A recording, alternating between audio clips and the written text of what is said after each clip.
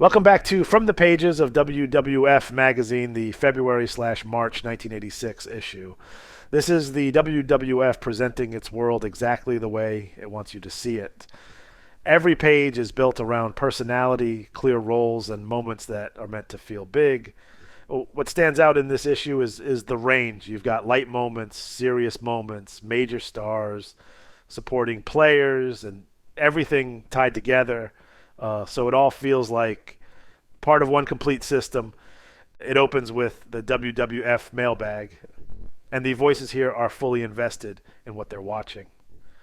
Fans are writing in about their favorites, backing certain wrestlers, calling out others, and staying completely within that WWF framework. There's no separation between what's happening and how they're reacting. It all feels connected. That carries into Around the Ring, which moves through the current landscape. You get updates on different wrestlers, shifts in momentum, and reminders of what's been happening recently. So it's not one big story; it's multiple threads being kept active at the same time. So nothing feels like it's been dropped. Thoughts from the editor follows and reinforces direction. It keeps the focus on growth and presence. The WWF isn't presented as just a promotion; it's presented as something expanding, reaching more people, and becoming more visible. Staying fit shifts gears slightly, but still fits the overall presentation. Wrestlers are giving tips on training and health, and it adds another layer. These aren't just characters, they're shown as athletes putting in work behind the scenes. Match to remember and the way back when of wrestling. Both slow things down just enough to bring in history. These sections remind you that what you're watching now is part of something that's been built over time, so it connects past moments to the present without breaking the flow. Yeah, Grappling Glitter moves things into entertainment, showing how wrestling exists outside the ring, while Foreign Affairs expands the scope even more by showing WWF activity beyond the United States. WWF wrap-up then pulls everything back together with a final look at what's happening across the roster, keeping all those moving pieces in view. The feature section is where everything really takes shape. Special delivery focuses on SD Jones, and it's a straightforward spotlight, but it matters because of how it's presented. He's not framed as a top star, but as someone dependable, someone who shows up, competes, and fills an important role on the roster. It's a reminder that the WWF isn't just built on the biggest names. It's built on everyone playing their part. Tricks of the Trade goes deep into managers, and this is one of the strongest features in the issue because it explains something that shows up everywhere else. It breaks down how managers operate at ringside. Distractions, interference, timing, positioning. It lays it out clearly. Matches aren't always decided one-on-one, and this article makes that part of the story. When you go back and think about everything mentioned earlier in the issue, you start to see how often this is happening. This piece ties that together. A new contest winner shifts the tone again with Lizette's lunch with Wendi Richter. It walks through the entire visit in detail. Meeting her, spending time together, the interaction between wrestler and fan. It's structured to show Wendi as approachable and important. Not just someone you watch, but someone you can connect with. It's a very different tone from the manager piece, and that contrast helps the issue feel balanced. Pedro's Port of Riches brings in Pedro Morales in Old San Juan, and this one leans heavily on identity and connection. It highlights what he represents to fans there, the respect he carries, and how strong that connection is. It's less about competition and more about presence, which gives it a different feel from the other features.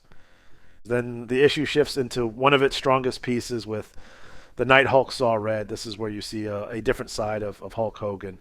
The article builds around the idea that something pushed him past his usual control. It focuses on the moment, the reaction, and how that reaction changes the tone. Hogan is usually presented as steady, in control, leading the situation. Here he's reacting. That difference is what gives the article its weight. It's not just about what happened, it's about how it happened. Elmer married in the ring follows, and this is full WWF spectacle.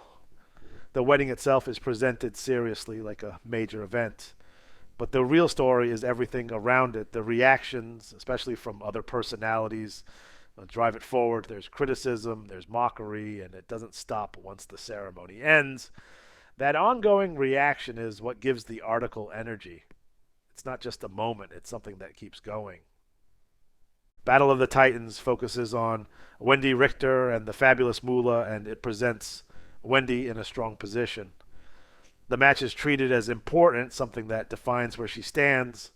It's direct and focused, built around competition at the top level of that division. Rick McGraw, in memory of, changes everything for a moment. The tone drops completely.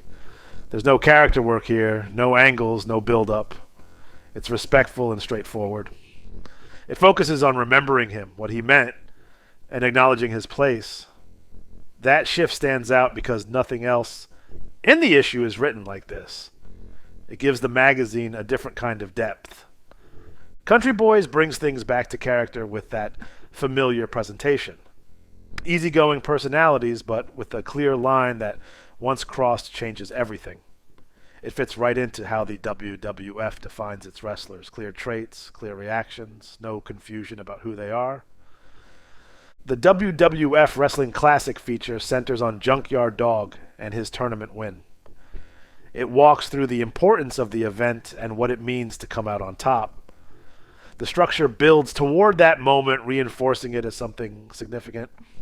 Adrian Adonis closes out the feature section, and this is all about character direction. With Jimmy Hart alongside him, the focus is on presentation, attitude, and what he's becoming. It's clear, direct, and fits into the larger pattern of how the WWF builds its personalities. Even outside the main features, the magazine keeps reinforcing connection. The contest, the fan interaction, and the overall presentation all work together. It's not just about reading what happened, it's about feeling like you're part of it. When you step back from this issue, what stands out is how everything is structured. The departments set the foundation, the features build the personalities, and the tone shifts just enough throughout to keep it from feeling the same page to page. Nothing feels out of place. Everything serves a purpose inside the WWF world. If this one brought you back, even for a few minutes, save it and come back to it. And drop your memory from this era, what stood out to you the most. See you next time. Farewell from the Empire State.